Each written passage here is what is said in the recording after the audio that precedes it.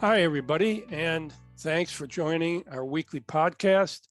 I'm Robin Lewis, founder and CEO of the Robin Report, which, by the way, we keep reminding everybody, it is not just a daily report, okay? We really believe what we have is a knowledge platform from which we communicate thought leadership on various strategic topics. Yes, through the reports, but also these podcasts. And we do webinars throughout the year, and at some point, maybe we'll have a live event. And along with our chief strategist, Shelley Kohan, also, by the way, a professor at FIT and Syracuse University, we welcome you to our conversation on the topic of Abercrombie and Fitch dying a decade ago on a hot rocket back to cool. It's so true. Yeah, This is so amazing story here.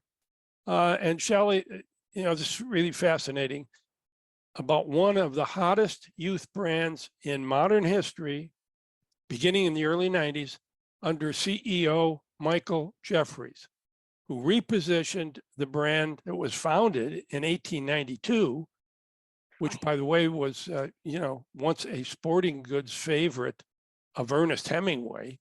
I mean, that's how far back this goes. So Jeffries positioned it as a casual wear brand to appeal specifically and only, by the way, and truly only for the young, cool, and sexy consumer. And we'll be revisiting that in a moment. And it took off, Shelley, as you remember, like a rocket. And indeed, the young, cool, and sexy, and only them, by the way, would be in lines around the block waiting to get into their stores. Absolutely incredible marketing. But then the brand started to slip into decline around 2012, and then reported during that period 11 straight quarters of losses, which of course led up to Jeffrey's departure in 2014. And Shelley, it's instructional to point to what many experts believe to be perhaps the biggest single reason for the brand's crash. Before we talk about the attempt to reboot it. And then we'll lead into our current years as a new cool brand. Excuse me. I wrote an article in 2013 titled Exclusive or Exclusionary. And this was triggered by a quote of what Mike Jeffries said to Salon magazine in 2006. And listen to this quote. He said, quote, "In every school, there are the cool and popular kids, and then there are the not so cool kids. Candidly, we go after the cool kids. We go after the attractive, all-American kid with a great attitude and a lot of friends. A lot of people don't belong in our clothes, and they can't belong. Are we exclusionary? Absolutely." End of quote.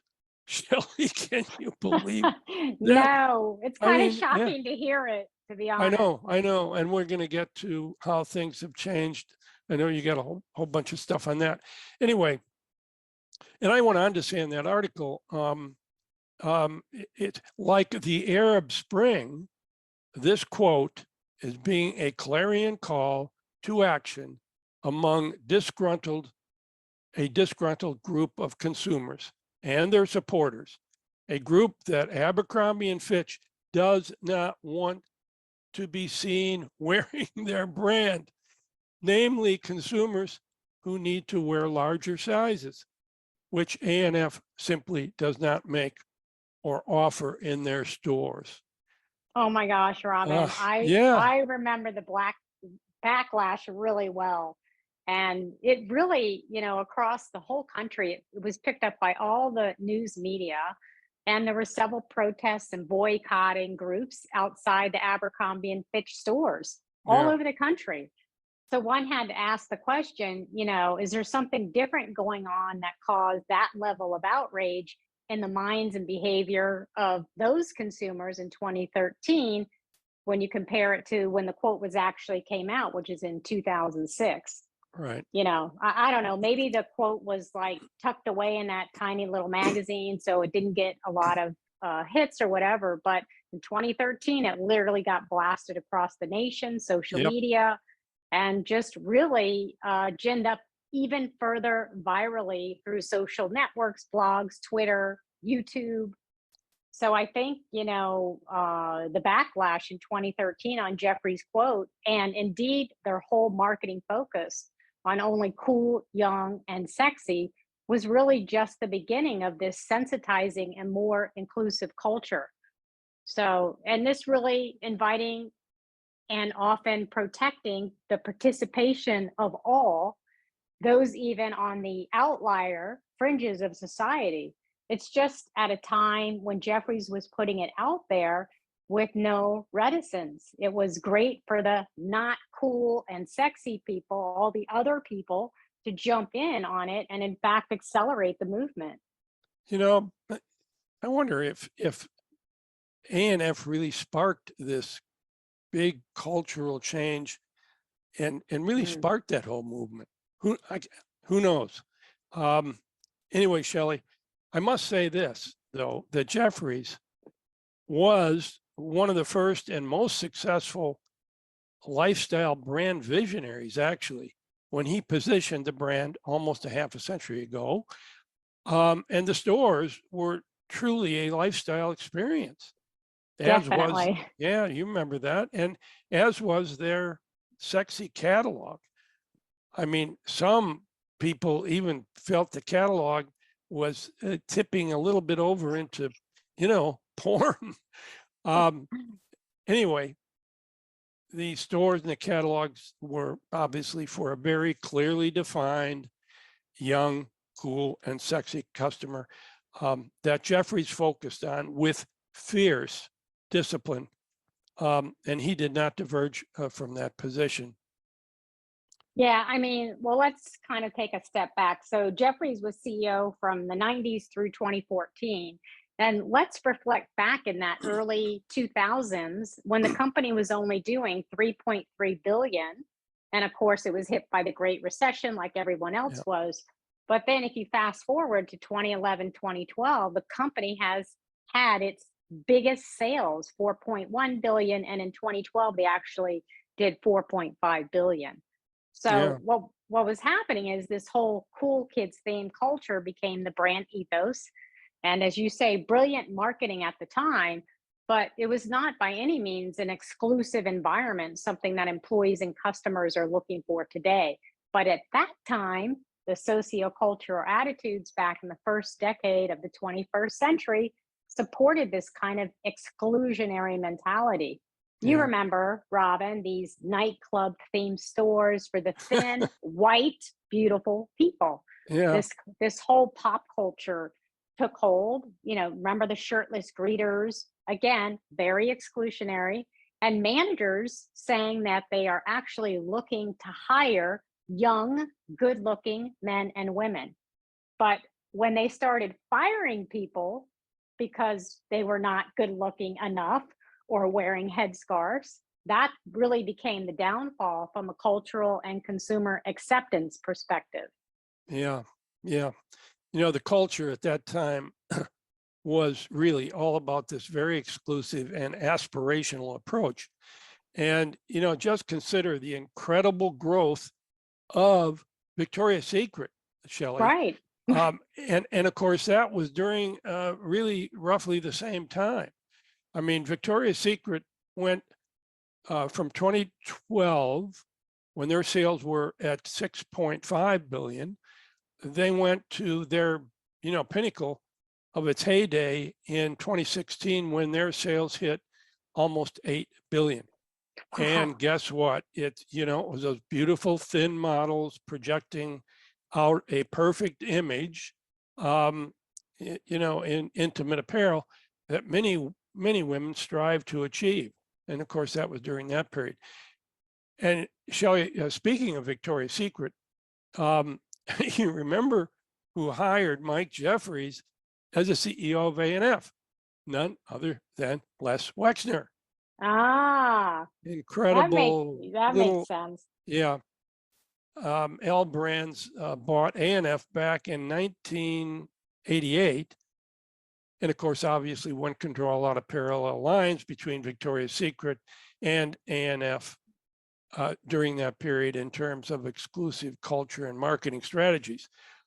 So, professionally and strategically, this was a marketing 101 business model that did succeed until it didn't. So Shelley, what's been going on over the last decade? Who has been at the helm attempting to save the brand by repositioning? So why don't you bring us up to date a little bit? Right, Robin. Yes, it worked until it didn't, which was about 2014. So sales started to erode in 2013 with a drop from that all-time high of 4.5 billion to 4.1 billion. And then in 2014, another drop down to 3.7 billion. Wow. Yeah. And we also had a changing employment workforce, a shift in consumer attitudes took over the next few years. Then the lawsuits came, which actually started in 2002. Remember the inappropriate graphic T-shirts with racist depictions of Asian stereotypes?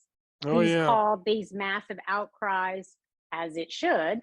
And, there were a lot of protests of the brand in Abercrombie and Fitch, and they ended up having to pull the product off the shelves. Oh, yeah. Then in 2003, employees filed a class action lawsuit against Abercrombie, claiming that the company either refused to hire or fired them on the basis of their race. So Abercrombie settled that lawsuit for about $40 million. And they also signed a consent saying that it's going to change its hiring practices and it's going to hire a chief diversity officer. Of course, all of that while admitting no wrongdoing. Right. And then Robin, the lawsuits kept coming. So two individuals, just two people, filed a lawsuit regarding hourly workers having to pay clothes to wear to work, which is considered a uniform. So I practice HR over in California, which is one of the states where if it's illegal to tell employees what to wear, it becomes a uniform unless you buy it for them. So these two employees filed a lawsuit, and what ended up happening is that two-person lawsuit turned into a class action lawsuit, including over 250,000 employees. Wow. So they had to settle that one for 25 million. And then, of course, I know you'll remember this one. This was a landmark case back in 2008 that found its way all the way to the Supreme Court. Oh, right. An Abercrombie and Fitch store told a qualified candidate they could not hire her because she wore a black headscarf, which the company said, quote unquote, violated its policy that salespeople could not wear caps at work. So you know what? Eluf, that's the Muslim job applicant who wore a hijab, filed a religious discrimination lawsuit. But this time, instead of settling, Abercrombie and Fitch let this ride all the way up to the Supreme Court. And guess what happened in 2015? No big surprise. Supreme Court ruled 8-1 against Abercrombie. Oh, yeah. I remember the countless stream of lawsuits and, really unethical work practices. Jeffries had to have an amazing amount of arrogance to believe that he could get through all of this kind of untouched. He kept, he was reticent to change. Also, during that time around 2014, right before he left, same store sales had declined for 11 straight quarters. And This, of course, is partly due to the public outcry and lawsuit fallouts, but also consumer preferences were shifting, and big logo hoodies, for example, were out. Right. So, and that, you remember this is, that's when fast fashion was really starting to grow. That was 2014 to 2019 was absolutely excessive growth for Zara and H&M. And mall shopping by teens was in decline at that period. It's Right. amazing that Jeffries didn't see all that coming. So the board gets Jeffries kicked out, and they send him on his way with an exit package. Listen to this, worth $27 million. Wow. Yeah, thank you, Mike. I wonder what that would be today, 27 translated in today's dollars. Anyway, A lot of money. yeah, a lot of money for him actually driving the brand into the ground. But of course, they made a lot of money in the way up. So yeah, when he became CEO, it was a $50 million company with 36 stores and no digital business. When he left, it was a $4 billion powerhouse brand. Yes, in steep decline with a flurry of controversy. So who ran the company? Well, from the time he left until a new CEO was named 3 years later in 2017. So he left in 2014, a new CEO came in 2017.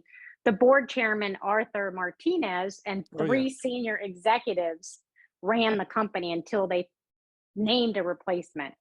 So, and it's also important to note that in 2015, a year after Jeffries left, gone were the greeters, the shirtless males that were in front of the store, workplace policies were revamped, store lighting became less of a nightclub, no more pulsating music. Also gone were the bare torso marketing, shopping bags and posters, and thankfully, the cologne smell throughout the store.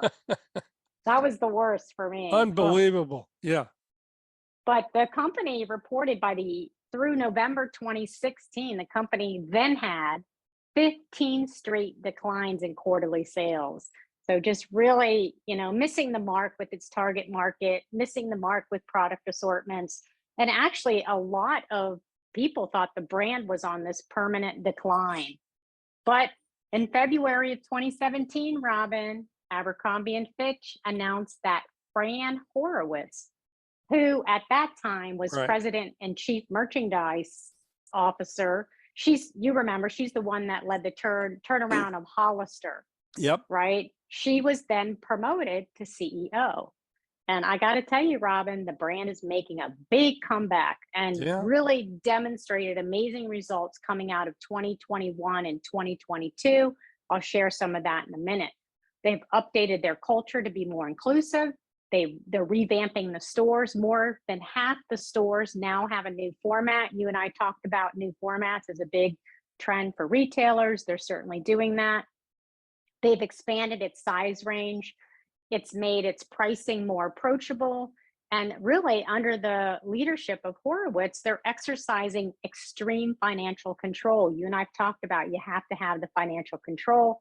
Yep. And by the end of 2022, this is a fun fact, their inventory was down 4% to last year.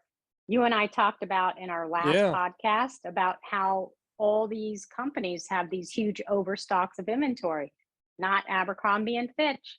So, obviously the company had similar issues that we saw with other retailers in terms of higher product costs, especially cotton. They have a lot of cotton goods.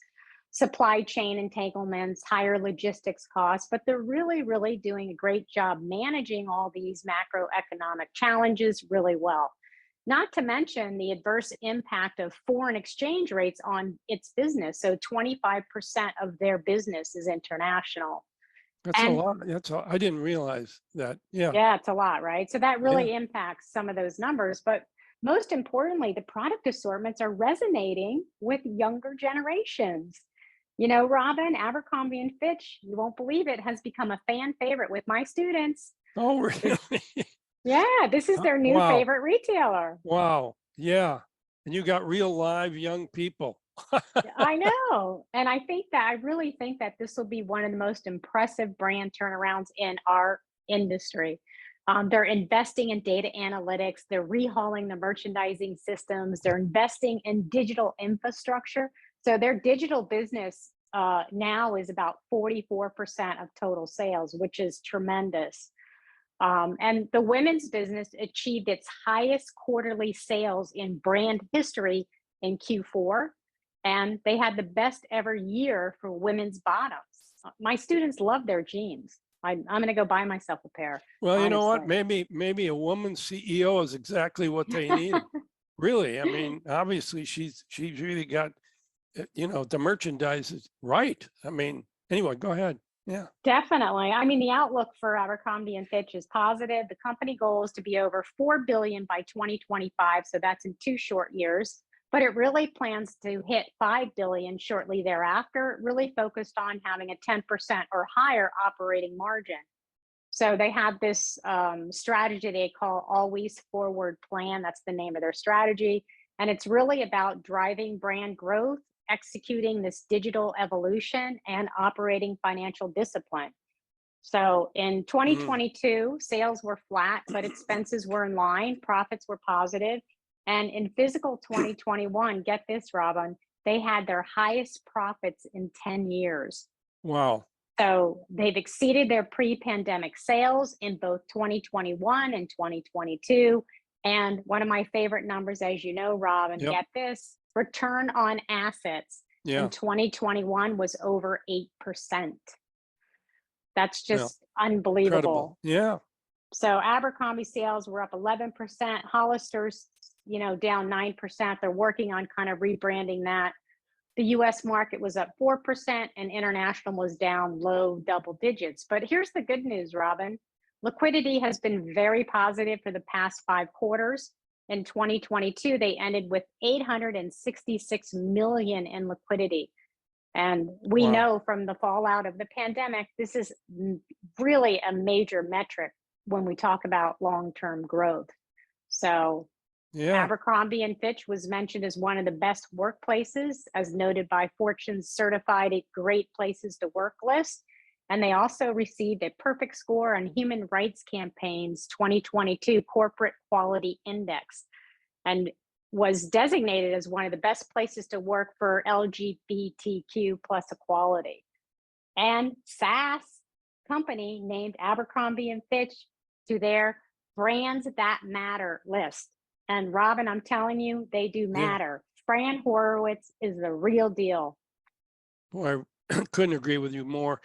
I have to tip my hat a little bit to Arthur Martinez. I think that interim period before Fran took over, I think Arthur did a lot of strategic thinking, and I think he did a lot to stabilize the brand so that when a Fran Horowitz takes over as CEO, she's not starting from the bottom of a pit somewhere. So you got to give him a little credit. He's a very smart guy. I've known him for a long time. Anyway, I also have to say, Shelley, that the number of once hot, and or cool brands that start sinking when their young core consumers, age and move on, brands like The Gap, Juicy Couture, can name a lot more and many others. Those very seldom get turned around. So it's true. Yeah. And this is one that and Fran's doing a great job. And by the way, as a wrap up, our very own content contributor on all things Gen Z, whose name is Jasmine Glasheen, and you know her. Oh, I love Shelley. her. She's Yeah. awesome. Yeah, she is terrific. And so I got to give her a shout out. Anyway, she wrote an article posted on January 23rd titled, Great article. Yeah, terrific. The title was Gen Z Nostalgia is Accelerating, categories to watch. And by the way, all of our listeners should really read that article. It was posted on January 23rd. She says, retailers once forgotten are coming for your market share. And then she goes on to say, just take a look at Abercrombie and Fitch. The brand struggled to find its footing once millennials grew up to realize that the company's whitewashed old money aesthetic wasn't helpful to all of the marginalized people who weren't represented. Queer, differently abled, curvy, native, Asian, Black, non-binary, non-cookie cutter models were few and far between. Since then, however, the brand has made a 360-degree turn towards inclusive sizing and a strong and high sales number since 2014. Amen, Jasmine. Great article. Really was a great article. And by the way, for our listeners, there's a 2022 documentary on Netflix called White Hot, The Rise and Fall of Abercrombie and Fitch. It's a great watch. Yeah. It's actually kind of shocking to watch now, but you and we both lived through it 10 years ago. It's hard to believe. Yeah, but it's a great brand story for young people Awesome. taking over businesses and, trying to position their brands. Yeah. Absolutely.